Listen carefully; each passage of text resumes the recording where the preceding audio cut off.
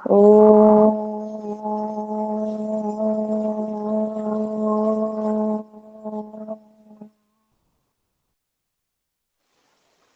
गायत्री मंत्र। ॐ भूर्भुवः स्वः तत्सवितुर्वरेण्यं भर्गो देवस्य धीमहि धियो यो नः प्रचोदयात्। अपने गुरुजनों को प्रणाम करेंगे। गुरुर्ब्रह्मा गुरुर्विष्णु गुरुर्देवो महेश्वरा गुरुर्साक्षात् परं ब्रह्म तस्मै श्री गुरुवे नमः। तस्मै श्री गुरुवे नमः। दोनों हाथों को रब करेंगे।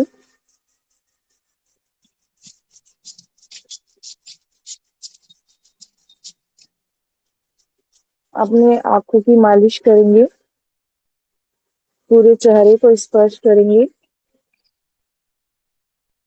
पलक झपकाते हुए आंखें खोलेंगे। ओम शांति। चलिए, गुड। आज आपका राधे क्लास राधे। है। राधे राधे। कैसे हैं आप? आपका रिवीजन क्लास है ना? योगा इंट्रोडक्शन, यानी कि योग का परिचय। आपका क्लास ये हो चुका है ऑलरेडी, आपका सब्जेक्ट पूरा कंप्लीट हो चुका है। तो आपका कोई अपनी तरफ से क्वेरी है जो आपको टॉपिक को समझ में ना आया हो इसमें, या फिर मैं अपनी तरफ से रिवीजन स्टार्ट करूं?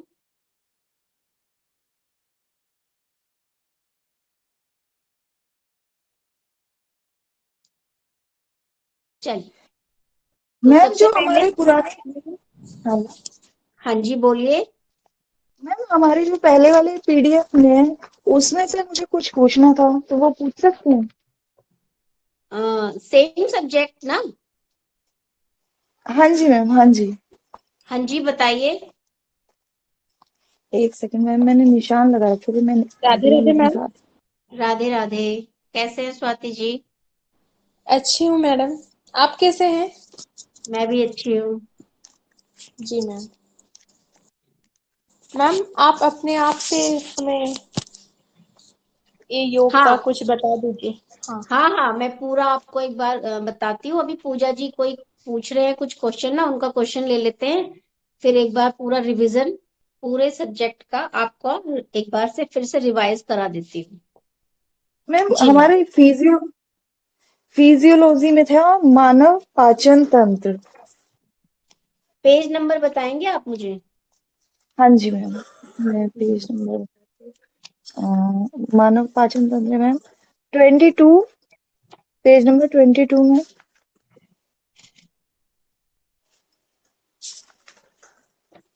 नहीं, आपका आज जो है ना, आपका आज योगा इंट्रोडक्शन का क्लास है। नहीं मैम, ये पुराने वाले पीडीएफ में से था, आगे आज मतलब वाले आप में से। अदर सब्जेक्ट का पूछ रहे थे ना? हाँ जी मैम, फिजियोलॉजी का। फिजियोलॉजी का भी टर्न आएगा, फिजियोलॉजी का भी क्लास होगा रिवीजन का ना, फिर उस दिन ओके उसको ओके। है ना? जी मैम जी, ओके, थैंक यू मैम। हाँ, उस दिन फिर उसको लेते हैं। आज हम अभी सिंपल योग परिचय आपका जी सब्जेक्ट है, इसको लेते हैं, ठीक है? जी मैम, इसमें ओके। आपका जैसे योग में योग की परिभाषा, मूलभूत हाँ सिद्धांत, जी। प्रिंसिपल, एम क्या है हमारे योग का, हम क्यों योग करते हैं, है ना, क्या उद्देश्य है। और नेक्स्ट है हमारा योग सूत्र, अष्टांग योग, योग के प्रकार जैसे राजयोग, भक्ति योग, हठ योग, ज्ञान योग, कर्म योग और तंत्र योग, है ना। फिर आसन के विभिन्न प्रभाव, प्राणायाम, मुद्राएं क्या होती हैं, बंध क्या होती हैं, एवं क्रियाएं। फिर है योगाभ्यास एवं व्यायाम में अंतर, शरीर के तंत्रों पर योगासनों का प्रभाव, कौन से तंत्र पर क्या इफेक्ट डालता है जो आसन हम योगाभ्यास करते हैं, और योग एवं मानसिक स्वास्थ्य, सूर्य नमस्कार और लास्ट में ध्यान यानी कि मेडिटेशन। तो सबसे पहले चलते हैं अपना योग का परिचय ले लेते हैं, योग की परिभाषाएं, है ना। अलग अलग योग की परिभाषाएं दी गई है, आप योग को समझ सकते हैं। योग का सिंपल वे में छोटा अर्थ है यानी कि योग यानी कि जोड़ना, यानी कि योग से आप क्या करते हैं, आप अपने आप को ही एक तरह से अपने आप को खुद को जानना, खुद से खुद को जोड़ना भी क्या है, एक योग ही है ना। या फिर अपनी जो हमारा मन होता है, हमारा मन क्या है, चंचल रहता है, अनेकों अनेक विचार आते रहते हैं, यानी कि कहीं ना कहीं अपने जो मन है अपनी उन चित्त वृत्तियों पर योग का मतलब है अपनी चित्त वृत्तियों पर रोकना, संयम रखना। ये भी क्या है हमारा, इसको भी आप योग ही कह सकते हैं। जैसे चित्त वृत्तियों का निरोध ही योग है। पतंजलि में क्या डेफिनेशन दी गई है योग की, चित्त वृत्तियों का निरोध ही योग है। यानी कि जब आप अपनी चित्त पर संयम रख सकते हैं, कंट्रोल कर सकते हैं, तो उसको वो ही एक प्रकार का योग है। योग है समाधि, योग समाधि है। जीवात्मा और परमात्मा के संयोग को योग कहते हैं, यानी कि जीवात्मा हम और परमात्मा, यानी कि हमारा परमात्मा से मिलन भी क्या कहलाता है, योग ही कहलाता है। योग यानी कि जुड़ना, खुद से खुद को जोड़ना, अपने आप को परमात्मा से जोड़ना, या फिर अपने जो मन की चंचलता है उसको अपने कंट्रोल में रखना, अपने संयम में रखना। ये अनेकों डेफिनेशंस दी गई है अनेक अनेक अलग अलग ग्रंथ के अनुसार। जैसे एक निष्ठता ही योग है, तंत्र योग, जीव और शिव का एक रूप हो जाना ही क्या है, तंत्र योग के अनुसार जीव और शिव का एक रूप हो जाना ही योग है। श्री अरविंद के अनुसार संपूर्ण जीवन ही योग है। पंडित श्री राम शर्मा जी के अनुसार जीवन मैम जीने राधे की राधे। कला। राधे राधे। मैम क्या पढ़ा रही हैं आज? आज आपकी रिवीजन क्लास है, जी। योग परिचय, है ना। तो हमने स्टार्ट ही किया है, स्टार्ट हुई है क्लास। डेफिनेशंस के बारे में मैंने बताया है, आपके सिलेबस में अनेकों डेफिनेशंस जैसे दी गई है महर्षि पतंजलि के अनुसार, यानी कि योग क्या है जी। ना। हाँ, खुद से खुद को जोड़ना, ईश्वर अपने आप को यानी कि जीवात्मा को परमात्मा से जोड़ना, ये सब क्या है, योग ही है। अन्य जैसे तंत्र योग के अनुसार योग क्या है, कर्म पुराण के अनुसार योग क्या है, पंडित श्री राम जी ने योग की क्या डेफिनेशन दी है, यानी कि जब जो जीवन जीने की कला है उनके अनुसार वही क्या है, योग है। अब योग का उद्देश्य, हम क्यों अपने जीवन में योग को अपनाते हैं, या फिर क्या उद्देश्य है योग का हमारे जीवन में, इस नेचर में, इस प्रकृति में। तो जीवन का सर्वांगीण विकास, यानी कि संपूर्ण जीवन का विकास, अर्थात शारीरिक, मानसिक, आध्यात्मिक, नैतिक एवं सामाजिक विकास का होना, है ना। संपूर्ण विकास होना एक तरह से योग का उद्देश्य है। सेकंड क्या है, क्लेशों की निवृत्ति। थर्ड क्या है, दिव्यता की प्राप्ति। एक उस नेक्स्ट है व्यक्तित्व का निर्माण, यानी कि आपके व्यवहार का निर्माण होता है। आप जब खुद को जान पाते हैं, है ना, जब आप पूर्ण हो जाते हैं अपने आप में, खुद को इतना जान पाते हैं, सहज हो पाते हैं, तो कहीं ना कहीं आप किसी दूसरों के व्यवहार से प्रभावित नहीं होते, है ना। क्लेशों की निवृत्ति का मतलब यहाँ हुआ कि आप अपने ऊपर संयम करते हैं।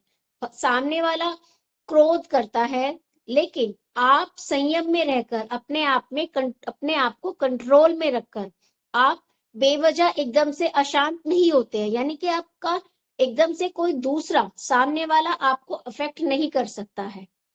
जब आप योग करते हैं, योग को अपने जीवन में उतारते हैं, आपका शारीरिक विकास होता है, आध्यात्मिक विकास होता है, यानी कि आप इतना मनोबल ग्रहण कर सके होते हैं उस टाइम, तो सामने वाले की छोटी मोटी बातों का आपके ऊपर कोई असर नहीं होता है ना। यानी कि जब आपको एकदम से क्रोध, सामने वाला चाहता है आपको क्रोध आए, लेकिन आप जागरूक है, अपने लिए अवेयर हैं, तो आपके ऊपर उनके शब्दों का, उनके व्यवहार का कोई प्रभाव ही नहीं पड़ेगा।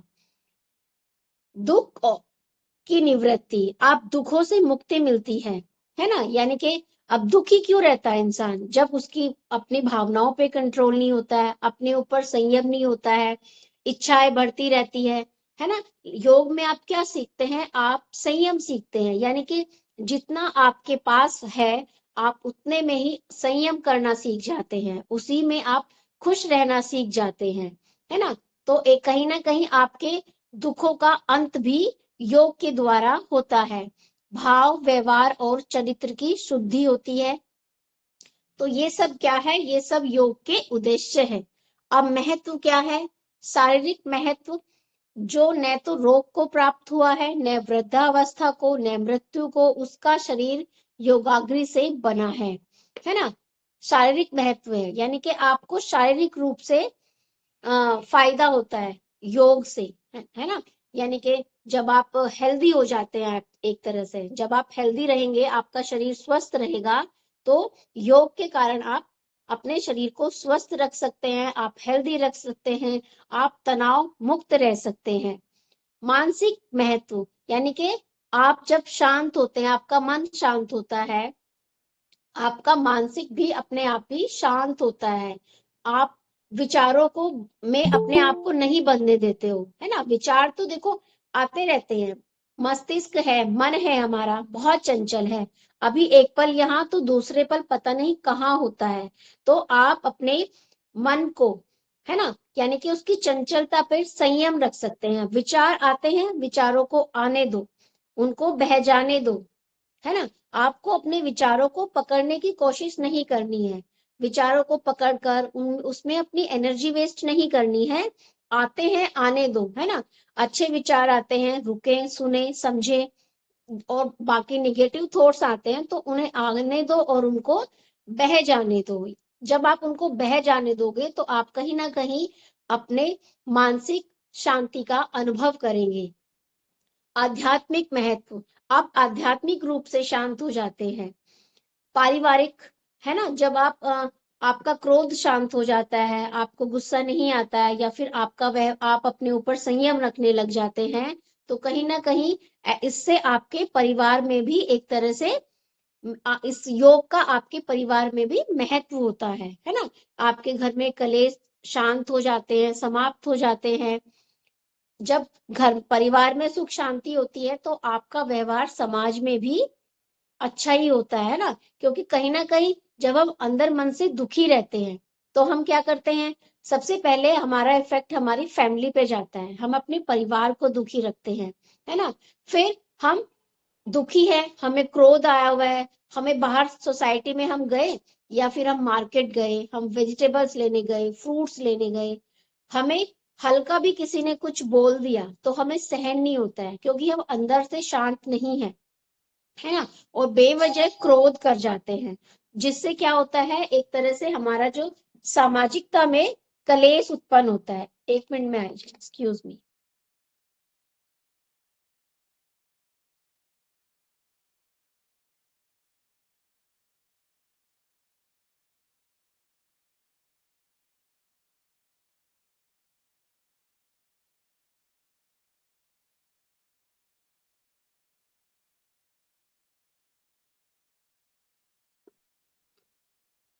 तो जब आप अंदर से खुश होते हैं, शांत होते हैं, तो उससे आप समाज में भी अच्छा व्यवहार करते हैं। आर्थिक महत्व, नैतिक महत्व, यानी कि कहीं ना कहीं आपके नैतिक मूल्यों का विकास होता है। नेक्स्ट है हमारा योग के सिद्धांत, योग सूत्र, अष्टांग योग। अष्टांग योग को अभी जो लास्ट हमारा जो सब्जेक्ट चल रहा था हमने बड़े अच्छे से किया है ना। आप सभी को क्लियर भी होगा अष्टांग योग, है ना। अष्टांग योग में हमारे आते हैं जैसे यम, नियम, आसन, प्राणायाम, प्रत्याहार, धारणा, ध्यान, समाधि, ये सभी क्या है, 8 अंग है। फिर इनको भी अलग अलग पार्ट्स में डिवाइड किया गया था। इसमें किसी को कोई डाउट है? चलिए हम ग्रुप में यही डिस्कस कर रहे थे, हाँ तो बताइए। उसमें थोड़ा सा कंफ्यूजन था कि यम किसके लिए है, खुद के लिए है क्या, नियम खुद के लिए है। यम हमारा समाज के लिए है एक तरह से। जी जी। हाँ,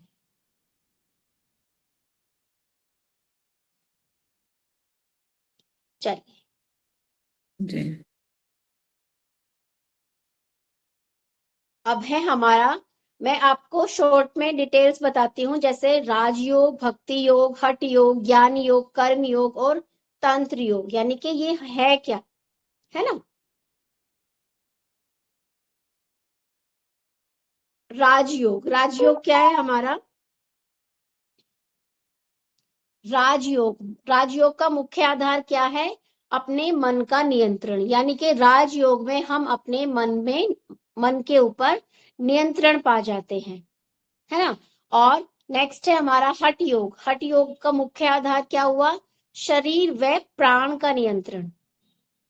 राजयोग में मन का नियंत्रण, हठ योग में शरीर व प्राण का नियंत्रण, और कर्म योग में कर्तव्य, कर्म जो मुख्य आधार है वो हमारा कर्म है, हमारा जो कर्तव्य होता है। भक्ति योग में भक्ति एवं श्रद्धा मुख्य।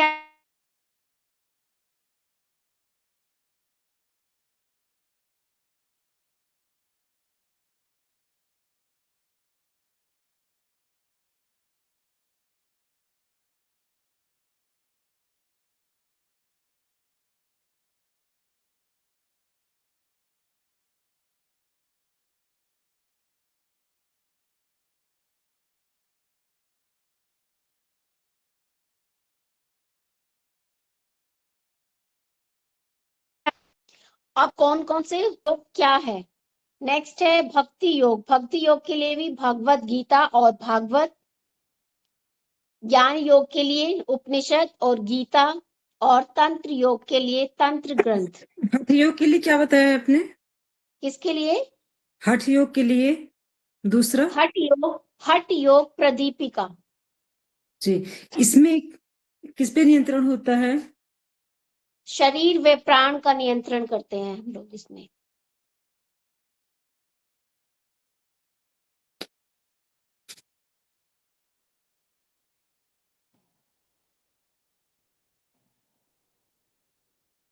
और भक्ति मुख्य योग। साधन, हाँ, आप चाहे तो थोड़ा छोटा छोटा सा पॉइंट्स में लिख जी सकते हैं। जी जी, मैम हाँ नोट कर आप रहे क्या, हैं। हाँ आप नोट करें। मैम भक्ति योग। भक्ति योग हमारा भक्ति व श्रद्धा। ज्ञान योग में ज्ञान व विवेक।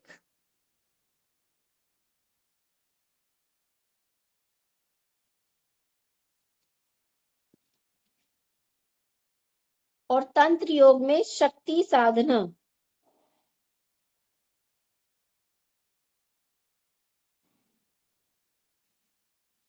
मैम कर्म योग में?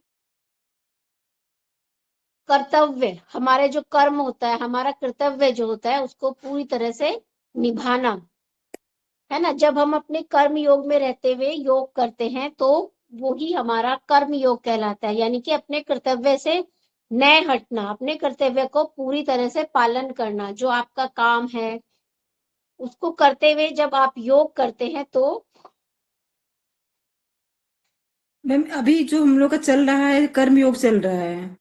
जी, कर्म जी अर्थात हमारे द्वारा किए जाने वाला कार्य, है ना। हमारे भारतीय ग्रंथों में से एक मूल ग्रंथ है श्रीमद् भागवत गीता। इसमें भगवान श्री कृष्ण ने संपूर्ण विश्व को जो ज्ञान दिया है वही क्या है? कर्म योग है। जी। मैम तंत्र योग? शक्ति साधना,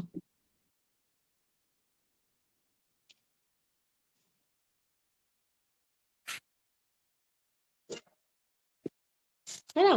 तंत्र योग क्या है? शक्ति साधना मतलब शक्ति और चेतना, यानी कि शिव के संतुलन पर आधारित है। इसमें मंत्र, मुद्रा, यंत्र, ध्यान, प्राणायाम और विशेष अनुष्ठानों का प्रयोग किया जाता है।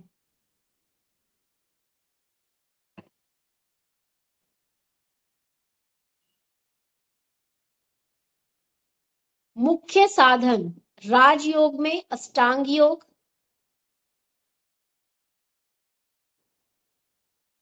है ना। राजयोग प्राप्त करने के लिए जो मुख्य साधन है वो है हमारा अष्टांग योग। हठ योग में आसन, प्राणायाम और षट कर्म। कर्म योग में निष्काम कर्म। भक्ति योग में ईश्वर भक्ति, आत्मज्ञान हमारा ज्ञान योग, और तंत्र योग यानी कि कुंडलिनी और मंत्र, जो हम मंत्रोच्चारण करते हैं और हमारी जो कुंडली होती है ना, जब हम ध्यान समाधि में जाते हैं, कुंडली जागृत का महत्व बताया गया है तंत्र योग में। मार्ग हमारे राजयोग में मानसिक, हठ योग में शारीरिक, कर्म योग में व्यवहारिक, भक्ति योग में भावनात्मक और ज्ञान योग में बौद्धिक, और तंत्र योग में आंतरिक। एम क्या है इनका? राजयोग का एम है समाधि, समाधि को प्राप्त करना, और हठ योग में शरीर मन की शुद्धि, कर्म योग में कर्म बंधन से मुक्ति, भक्ति योग में ईश्वर प्राप्ति, और ज्ञान योग में आत्म साक्षात्कार, और तंत्र योग में शक्ति जागरण।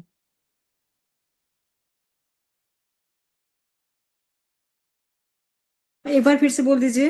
राजयोग में भक्ति को प्राप्ति उद्देश्य, हठ योग अच्छा का अच्छा, उद्देश्य, हठ योग का उद्देश्य, लक्ष्य यानी कि हमारा हठ योग का मैंने बताया आपको, शारीरिक रूप, शरीर मन की शुद्धि, शरीर और मन की शुद्धि।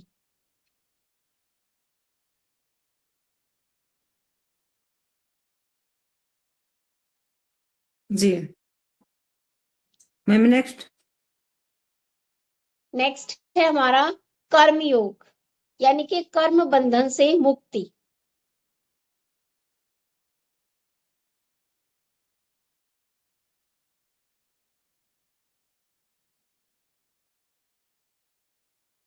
जी ईश्वर की प्राप्ति भक्ति योग,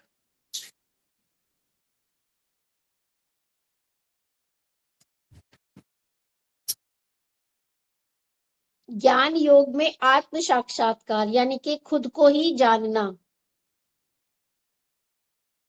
और तंत्र योग में हमारा होता है शक्ति जागरण।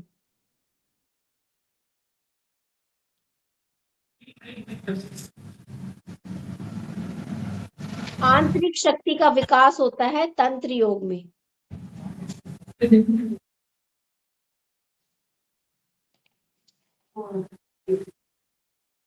नेक्स्ट है हमारे आसन के विभिन्न प्रभाव, प्राणायाम, मुद्रा एवं बंद एवं क्रियाएं, है ना। आसन क्या है? महर्षि पतंजलि ने आसन को परिभाषित करते हुए कहा है, स्थिर सुखामासनम, स्थिरता और सुख पूर्वक बैठना ही आसन कहलाता है। यानी कि जब आप स्थिर होकर जिस भी अवस्था में आपको सुख मिले, जब आप उस अवस्था में बैठते हैं तो वही क्या है? वही आसन है।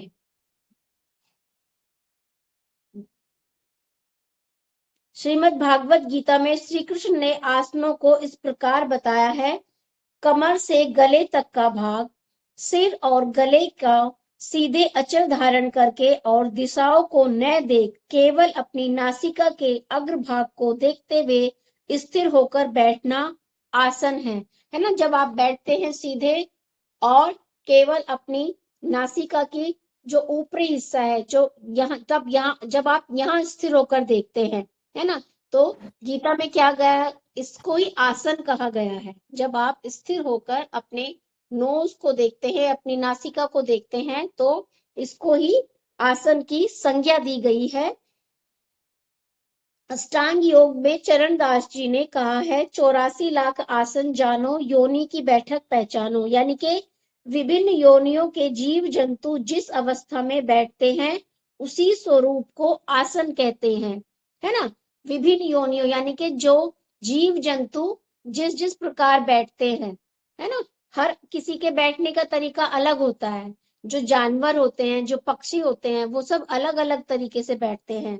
तो यहाँ इसका मतलब हुआ, अष्टांग योग में चरणदास जी क्या कहते हैं, यानी कि जितने भी जीव जंतु हैं वो जिस भी अवस्था में बैठते हैं उसी स्वरूप को आसन की संज्ञा दी गई है।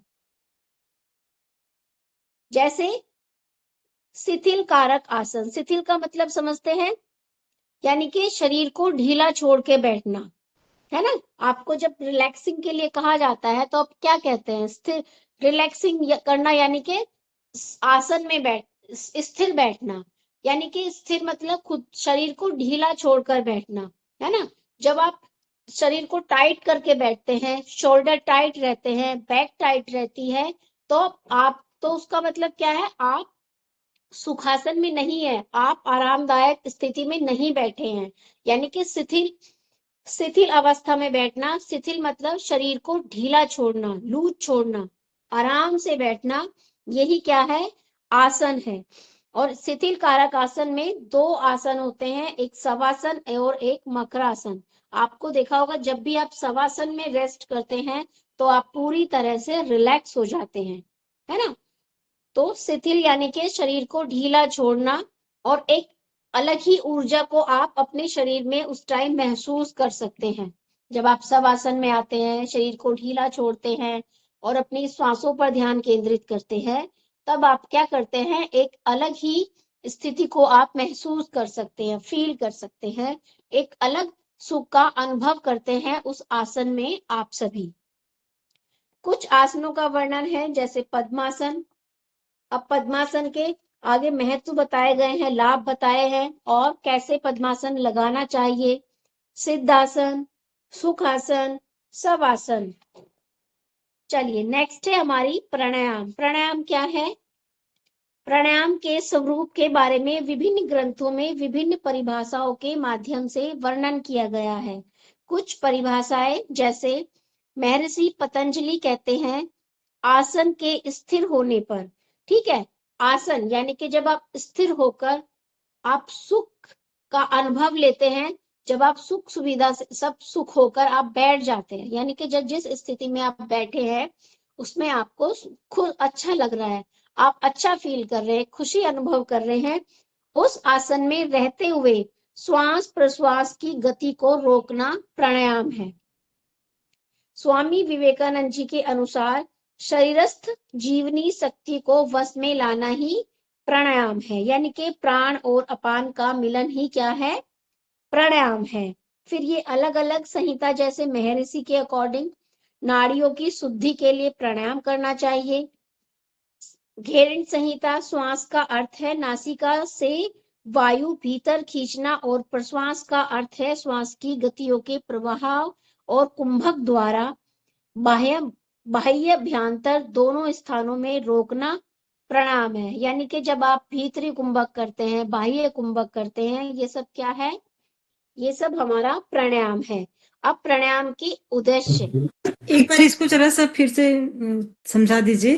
प्राण और अपान का मिलन ही प्राणायाम है, इसको एक बार थोड़ा सा और विस्तृत में बता दीजिए। ओके।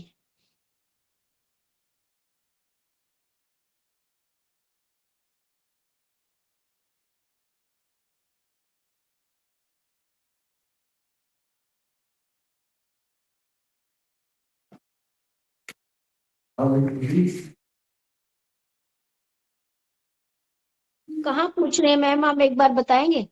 मैम इसी प्राणायाम में ही आपने भी बोला है ना कि प्राण और अपान का मिलन ही प्राणायाम है।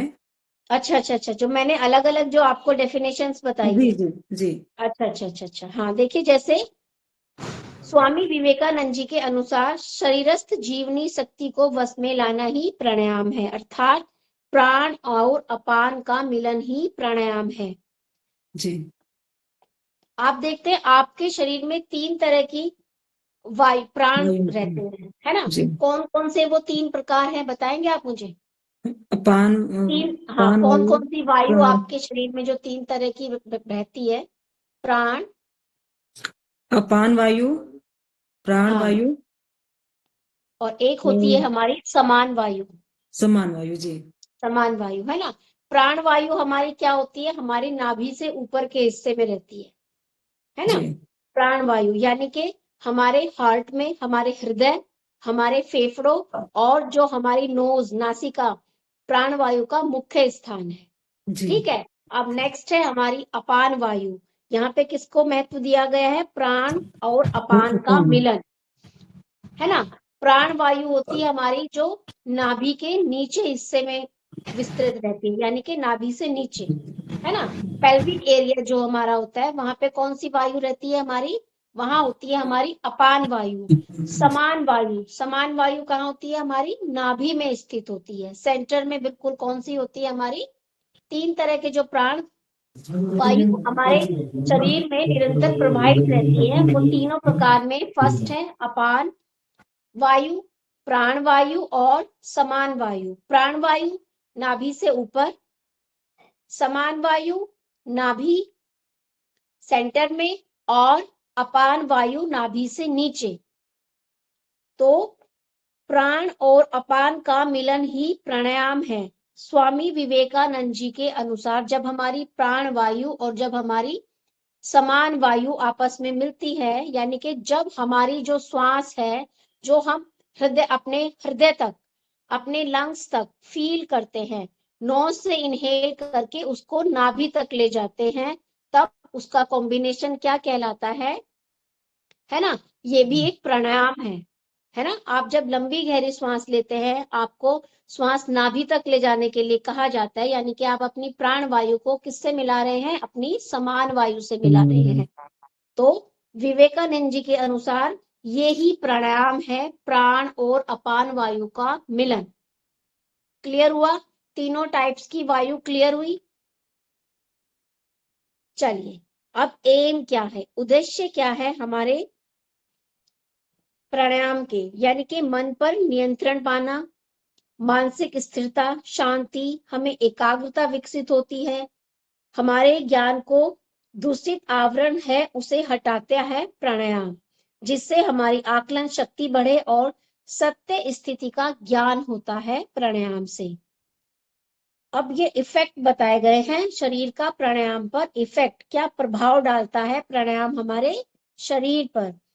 जैसे प्राणायाम फेफड़ों को, हमारे लंग्स को, प्राणायाम में क्या करते हैं हम, अपने श्वासों की प्रक्रिया को नियंत्रण करते हैं, है ना। कुंभक लगाना, बाह्य कुंभक, अंधे कुंभक, श्वासों को बाहर रोकना, अंदर रोकना, पूरा जो क्रिया करते हैं हम अपनी श्वासों पर करते हैं। यानी कि श्वासों, यानी कि अपने, इससे क्या होते हैं, हमारे जो लंग्स होते हैं, हमारे फेफड़े जो होते हैं वो स्ट्रांग होते हैं, वो मजबूत बनते हैं। श्वास लेते समय जब फेफड़ों का प्रसार होता है, जब वायु अंदर जाती है, तो क्या होते हैं, हमारे जो लंग्स होते हैं वो फैल जाते हैं, है ना।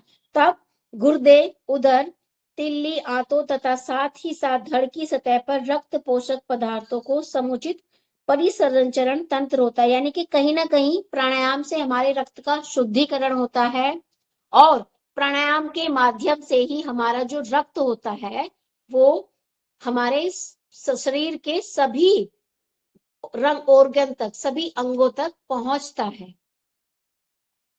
जीवन में महत्व प्राणायाम का, व्यवहारिक जीवन में क्या महत्व है। दैनिक जीवन में प्राण शक्ति का शरण अनावश्यक रूप से होता रहता है, जिसका परिणाम हमारी शारीरिक शक्ति, मानसिक शक्ति एवं भावात्मक शक्ति में आघात पहुंचाता है। प्राणायाम का अभ्यास एक प्रकार से व्यक्ति को मुक्ति दिलाता है। थोड़े ही समय में किया गया प्राणायाम का अभ्यास हमारे अंदर सभी शक्तियों को पोषण प्रदान करता है ना। एक तरह से क्या करता है, हमारे शरीर को डिटॉक्स करता है प्राणायाम, यानी कि जो भी विषैले पदार्थ हमारे शरीर में जमा हो जाते हैं उनको बाहर निकालकर, जब हम एक्सेल करते हैं, श्वास को बाहर छोड़ते हैं, उसको श्वास के द्वारा बाहर निकालता है, और कहीं ना कहीं हमारे शरीर का शुद्धिकरण भी प्राणायाम के द्वारा होता है। नेक्स्ट है मुद्रा। मुद्रा यानी कि मुद्रा हमारे शरीर के विभिन्न अंगों द्वारा भाव विशेष को प्रकट करती है ना। यानी कि एक तरह से हम शॉर्ट में कह सकते हैं, हमारी जो उंगलियां होती हैं उनका जो हमारे जोड़ का तरीका होता है ना। यानी कि हाथों से अलग अलग तरीके से जोड़ना अपनी उंगलियों को, यही क्या है, हमारा मुद्रा है। मुद्रा हमारे शरीर के भिन्न अंगों द्वारा भाव विशेष को प्रकट करती है। सामान्यतः नृत्य में हमें कई तरह की मुद्राएं देखने को मिलती है।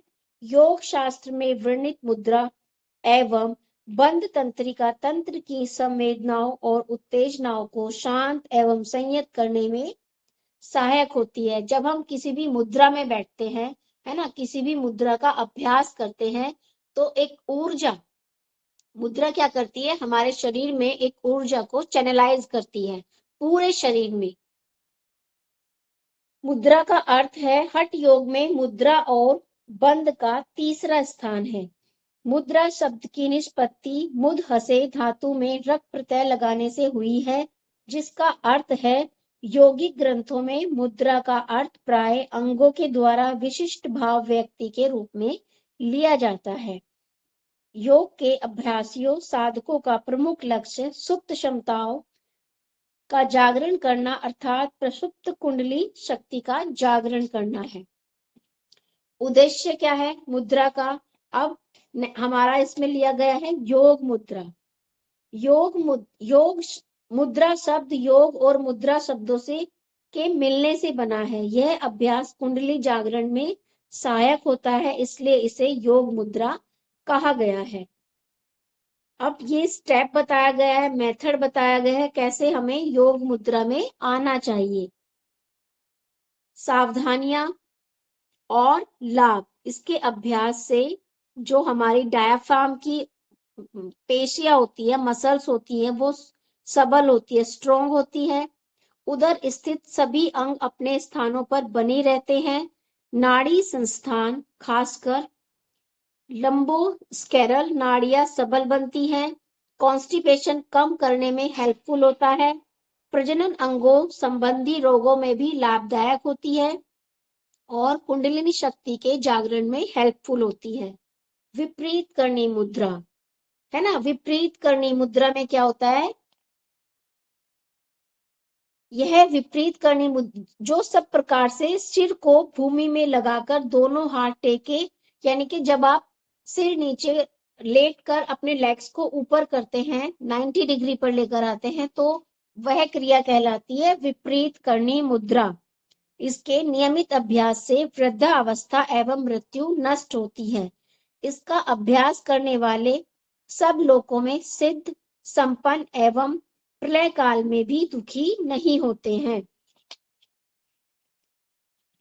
सावधानियां, विपरीत करनी मुद्रा किनको नहीं करनी चाहिए। विपरीत करनी मुद्रा में क्या होता है, जब हम जो रक्त होता है वो ऊपर से नीचे की तरफ फ्लो करता है, यानी कि हमारी लेग से हमारे स्टमक की तरफ बहता है। तो हाई, जो जिनका ब्लड प्रेशर हाई रहता है या फिर जिनको हार्ट की डिजीज रहती है, थायराइड डिसऑर्डर होता है, उनको यह क्रिया करने के लिए मना किया जाता है ना, क्योंकि जब रक्त एकदम से नीचे इकट्ठा हो जाएगा तो और भी ज्यादा प्रेशर की संभावना रहती है। और जिनका हाई बीपी है ऑलरेडी, या फिर कोई हार्ट डिजीज है, थायराइड डिसऑर्डर है आदि दोषों में यह अभ्यास नहीं करना चाहिए। बंद एवं क्रियाएं। बंद का संक्षिप्त परिचय। बंद का अर्थ, हठ योग में बंद का महत्व। 3 तरह की बंद बताए गए हैं हमारे इसमें। कौन कौन से हैं? जालंधर बंद, मूल बंद और उड्डयन बंद।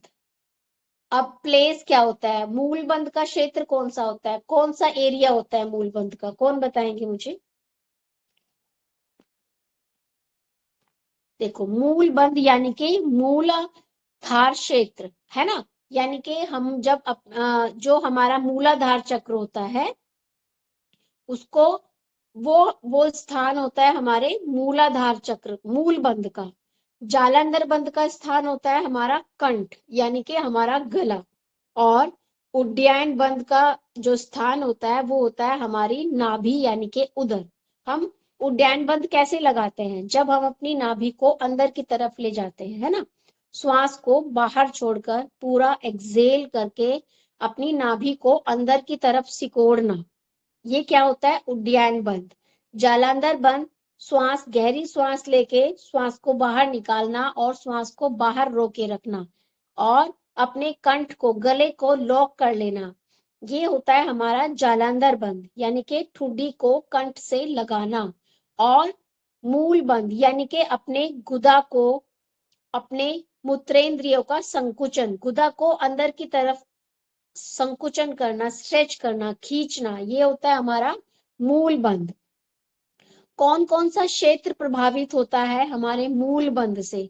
मूल बंध से हमारा अपान वायु, जालंधर बंध से हमारा प्राण वायु, और उड्डयन बंध से समान वायु, है ना। अभी मैंने बताया था प्राण वायु नाभि से ऊपर रहता है, अपान वायु नाभि से नीचे रहता है, और समान वायु का जो होता है हमारा सेंटर, वो हमारी नाभि होती है। इसीलिए मूल बंध नाभि से नीचे होता है, इसलिए प्राण अपान वायु उसका केंद्र हुआ, अक्षेत्र हुआ। प्राण वायु यानी कि कंठ नाभि से ऊपर, इसलिए प्राण वायु उसका क्षेत्र हुआ। और उड्डयन बंध यानी कि समान वायु कहाँ होती है? सेंटर हमारा नाभि होती है, इसीलिए इसका क्षेत्र हुआ उड्डयन बंध का समान वायु। और फंक्शन क्या होते हैं इनके सभी के? मूल बंध का फंक्शन होता है अपान वायु को ऊपर उठाना। जब हम मूल बंध लगाते हैं तो उसका जो मुख्य कार्य होता है वो होता है अपान वायु को ऊपर उठाना। जालंधर बंध में प्राण को नीचे रोकना, और उड्डयन बंध में प्राण को ऊपर उठाना।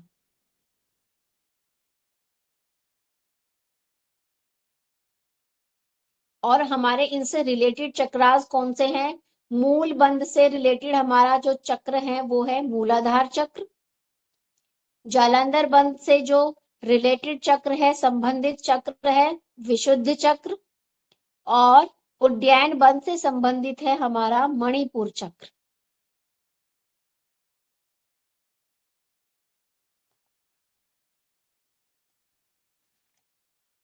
चलिए, अब है हमारा योगाभ्यास एवं व्यायाम में अंतर।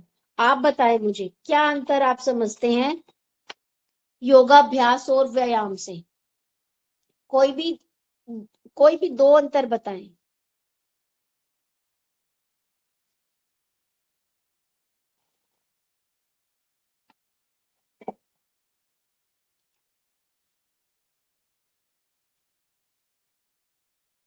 चलिए देखिए, योग व्यायाम से और योग में क्या अंतर होता है मैं आपको अभी बताती हूँ।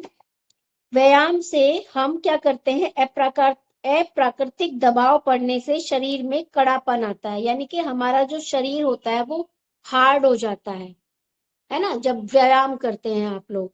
जबकि जब आप आसनों का अभ्यास करते हैं, योगासनों का प्रैक्टिस करते हैं, जब आपका शरीर फ्लेक्सिबल बनता है। आपने देखा होगा जो बच्चे जिम जाते हैं, है ना, उनका आपने शरीर देखा होगा एकदम से हार्ड रहता है ना। और जब आप योगासन का अभ्यास करते हैं, आसनों का अभ्यास करते हैं, तो आसन आपके शरीर को फ्लेक्सिबल बनाते हैं, लचीला बनाते हैं। ये एक मुख्य अंतर होता है। नेक्स्ट है हमारा ग्रंथियां समान रूप से प्रभावित नहीं होती, यानी कि पूरी तरह से जो हमारी ग्लैंड्स होती है व्यायाम में वो प्रभावित नहीं होती है। जबकि योग आसनों से सभी ग्रंथियों का रक्त स्राव नियंत्रित होता है, यानी कि जो ग्लैंड से सिक्रेशन होता है। मैम इसको नोट करवा दीजिए। लिखिए आप।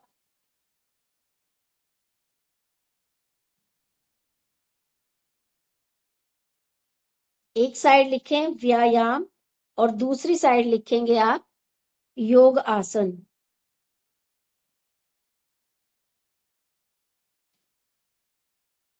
5 या 6 पॉइंट्स आप नोट कर लीजिए, सफिशिएंट होगा। अप्राकृतिक दबाव पड़ने से शरीर में कड़ापन आता है, व्यायाम में लिखेंगे।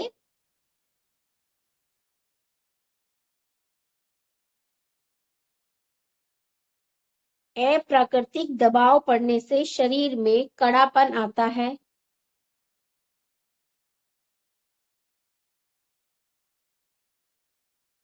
जबकि योगाभ्यास में शरीर लचीला बनता है।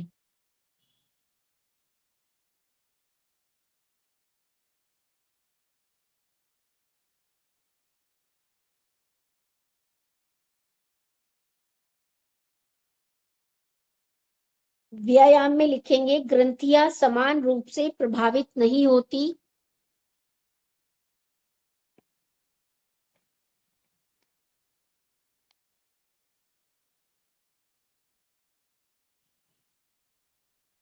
मैम समान रूप से आगे क्या है? प्रभावित नहीं होती। जब आप व्यायाम करते हैं तो उससे जो हमारी ग्रंथियां होती है वो पूरी तरह से प्रभावित नहीं होती है, जबकि योग आसनों से सभी ग्रंथियों का रक्तस्राव नियंत्रित होता है। यानी कि जो उनकी सिक्रेशन कैपेसिटी होती है वो प्रभावित होती है हमारे योगासनों से। तो योगासनों में क्या लिखेंगे? सभी ग्रंथियों का रस स्राव नियंत्रित होता है।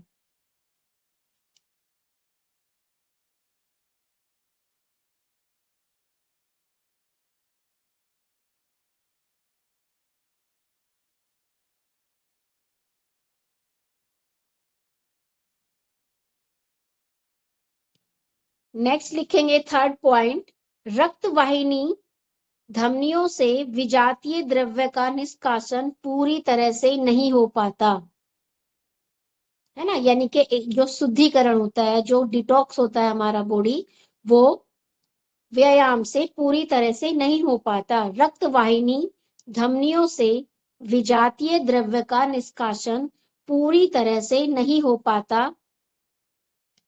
और योगासन में लिखेंगे, रक्त वाहिनी धमनियों से संपूर्ण विजातीय द्रव निष्कासित हो जाता है।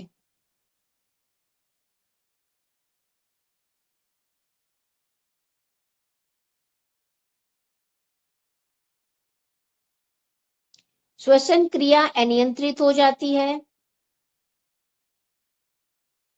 और योगाभ्यास से श्वसन क्रिया नियंत्रित होने से श्वास प्रश्वास के अनेक लाभ शारीरिक मानसिक स्तर पर मिलते हैं तथा फेफड़े मजबूत होते हैं। मैम फोर्थ बोल दीजिए। फोर्थ में लिखेंगे, व्यायाम के नीचे श्वसन क्रिया अनियंत्रित हो जाती है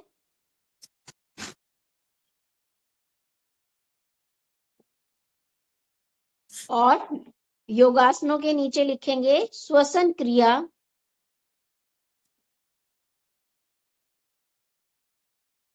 नियंत्रित होने से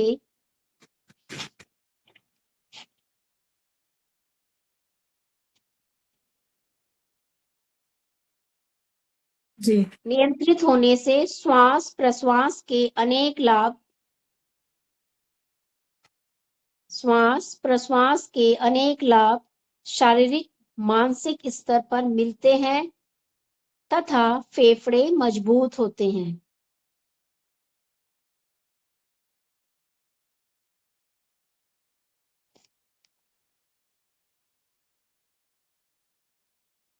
व्यायाम से रोगों का निश्चित निदान नहीं होता।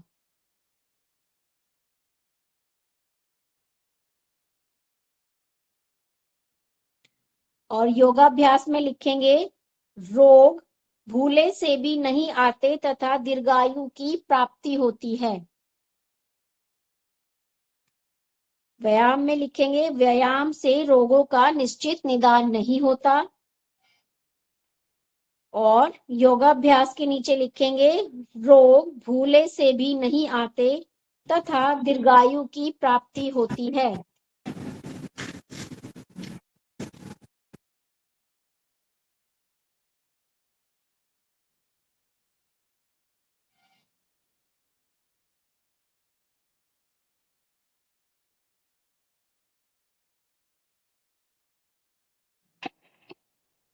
एक और पॉइंट लिखेंगे, व्यायाम में लिखेंगे, थकान होती है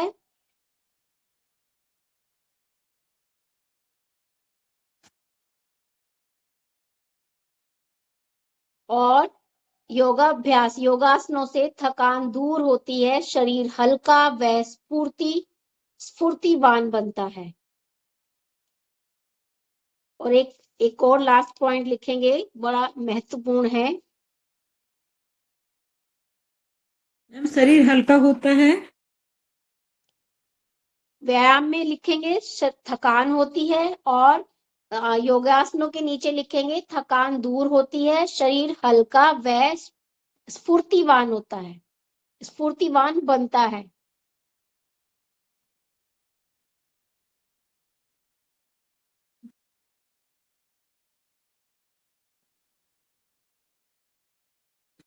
जी।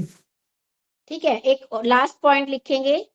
आप जब व्यायाम करते हैं आपको कि जैसे सामान की आवश्यकता होती है, खुला स्थान चाहिए होता है ना, सामान, खुला स्थान आदि आवश्यक होते हैं, जबकि योगासनों में केवल साधक की लंबाई जितना स्थान चाहिए, विशेष सामान की कोई आवश्यकता नहीं पड़ती।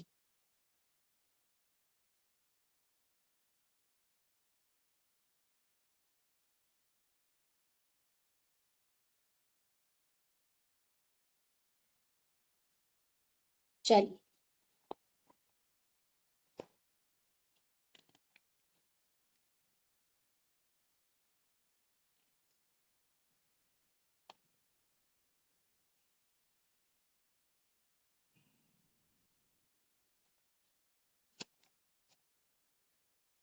अब प्राणायाम का इफेक्ट बताया गया है अलग अलग सिस्टम पर, जैसे श्वसन तंत्र पर, नर्वस सिस्टम पर,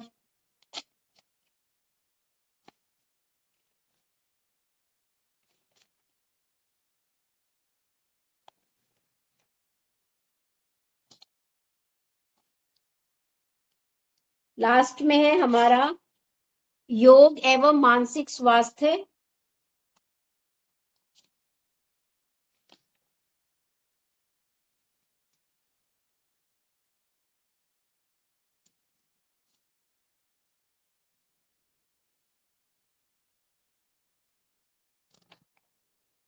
मानसिक अस्वास्थ्य के मूल कारण पंच क्लेश, जैसे अविद्या, अस्मिता, राग, द्वेष, अभिनिवेश, और सबसे लास्ट है हमारा सूर्य नमस्कार और ध्यान और मेडिटेशन।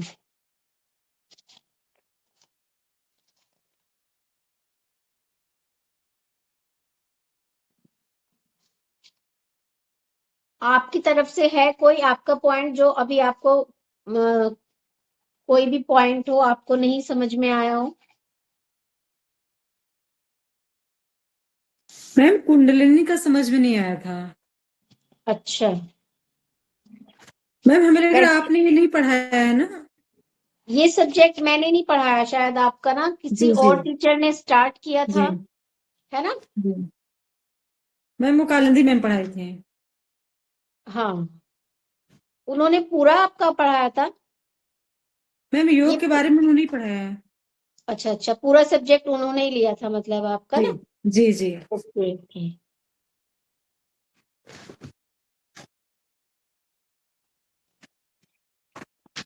एक बार मुझे बताएंगे आप कौन से पेज नंबर के पे आप हैं अभी, क्योंकि ये पूरा पीडीएफ शायद मेरे पास भी नहीं है। हाँ, मैम आप बताइए थोड़ा सा, फिर मैं बताती हूँ कुंडलिनी है क्या।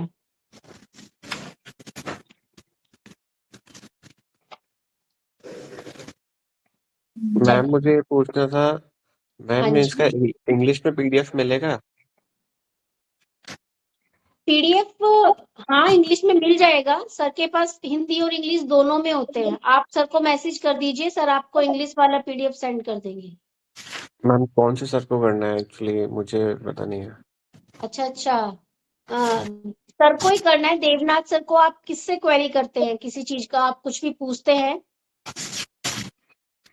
तो मैं योगेश सर को करता हूँ, योगेश जी जो है। अच्छा अच्छा, तो आप उन्हीं सर को करें जो अभी आपका ग्रुप बना हुआ है ना, आप उसमें मैसेज कर दीजिए कि इंग्लिश का पीडीएफ आपको चाहिए। चलिए मैं ठीक आपको बताती हूँ कुंडलिनी होना क्या है ना। आप मैसेज करें ग्रुप में ना, आपको मिल जाएगा। पीडीएफ दोनों होते हैं, हिंदी और इंग्लिश दोनों में रहते हैं हमारे पीडीएफ। ठीक है मैम, मैं करता हूँ, थैंक यू। ओके, 28 पेज चलिए। पे है 58 पेज नंबर, मैम। ओके 28 28। जी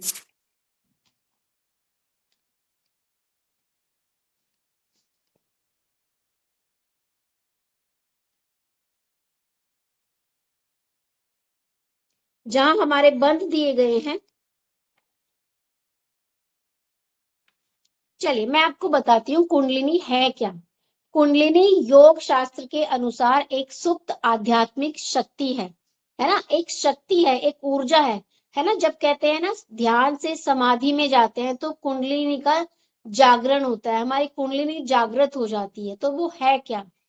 कुंडलिनी योग शास्त्र के अनुसार एक सुप्त आध्यात्मिक शक्ति है जो मानव शरीर के मूलाधार चक्र में स्थित मानी जाती है ना। मूलाधार चक्र में स्थित मानी जाती है जो हमारी कुंडलिनी होती है।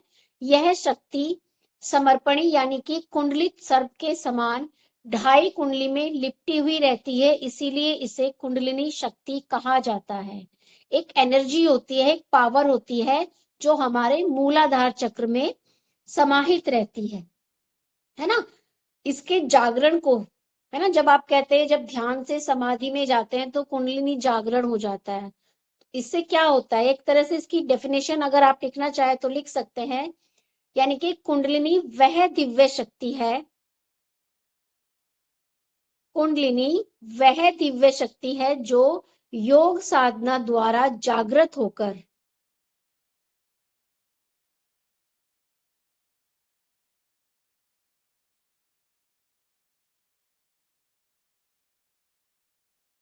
कुंडलिनी वह दिव्य शक्ति है जो योग साधना द्वारा जागृत होकर सुषुम्ना, जो योग साधना द्वारा जागृत होकर सुषुम्ना नाड़ी के माध्यम से ऊपर की ओर उठती है, जो योग साधना द्वारा जागृत होकर सुषुम्ना नाड़ी के माध्यम से ऊपर की ओर उठती है और सहस्रार चक्र में पहुंचकर, है ना, सहस्रार चक्र में पहुंचकर आत्मबोध यानी कि मोक्ष की अनुभूति कराती है। ये मूलाधार चक्र में स्थित होती है और इसका मार्ग होता है, जो रास्ता होता है वो होता है हमारा सुषुम्ना नाड़ी, और लक्ष्य सहस्रार चक्र तक पहुंचना और उद्देश्य हमें आत्मिक जागरण यानी कि मोक्ष दिलाना।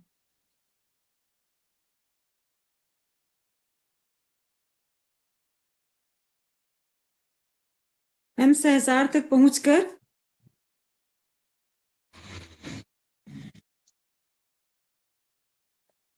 ऊपर की ओर उठती है और सहस्रार तक पहुंचकर आत्मबोध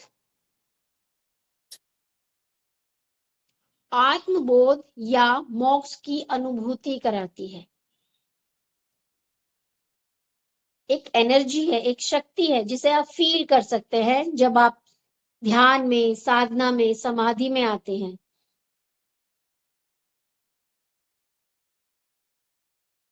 जी।